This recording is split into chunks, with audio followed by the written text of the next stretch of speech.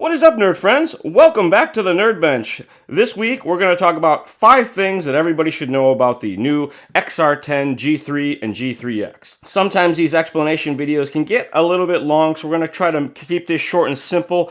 5 things that you should know if you've never looked at an XR10 Pro G3 or G3X before. The advanced tuning, the Blinky mode, freewheeling, the differences between the two of them, and of course the smart fan technology. Before we get into that, both of these will work with either the OTA or the LCD Program Box Pro. They are required for any of the tuning changes. There's no built-in button or light tuning, anything like that. So first thing everybody should know is when you get in to do the tuning, if you don't see all the settings, the very first setting is basic and advanced, and you want to make sure that you switch it to advanced so you can get all the full tuning features. A lot of folks use these speed controls for Blinky class racing, and in order for Blinky to work, you have to have 3 things turned off: the turbo, the boost, as well as the softening. Several years ago, the sanctioning bodies changed the rules for Blinky that don't allow softening anymore. So the latest generation of speed controls and everything that had softening in it, now that's not allowed. So the new Blinky is 9 or 10 rapid blinks, a pause, and then 9 or 10 rapid blinks again.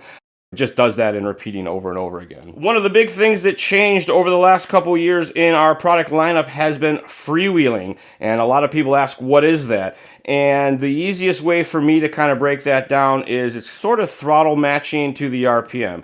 So normally a motor will kind of accelerate and decelerate, and the speed control is reading into that. Freewheeling keeps the motor's RPM very in timed with the throttle position. It has a big effect on decel and some of the acceleration as well, because as that motor is always trying to match the RPM, the decel and the acceleration can be a whole lot smoother. So for a lot of the racers, freewheeling has become a pretty big advantage, and most folks that try it love it.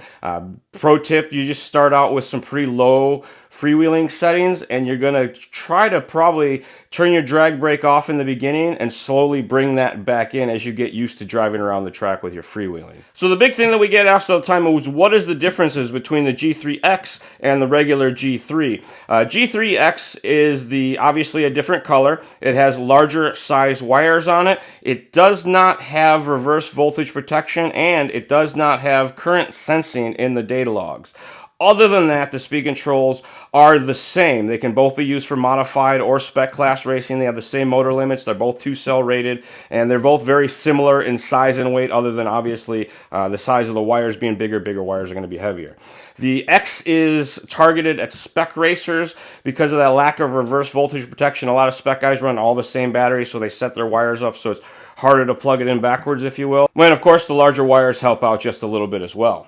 Another thing that comes up often is the fan. The latest generation of Xerun speed controls all have smart fan technology, and what that does is it only runs the fan on the speed control when the speed control needs it. If you're not a fan of that, you can disable that feature in the settings as well, so the fan will run all the time. But it's pretty common that the first time you hook up the speed control powered on, the fan will burp on for a second and turn off. A lot of people think that means something's wrong. It's actually the way all of the new Xerun stuff works. If you do want to learn more about these speed controls, we do have a full in-depth dive through all the settings, the differences more broken down, all that fun stuff. I'll put a link in the description down below so you can find those very easily. If you're a fan of podcasts, we also do a podcast. It's called RC Stuff, powered by Hobbywing. You can find it on your favorite podcast service. We give away free RC stuff each and every episode. All you have to do to find out how to enter to win is listen to an episode. Just look up RC Stuff, powered by Hobbywing. If you do have any questions, comments, or concerns, you can email us directly, northamerica@hobbywing.com.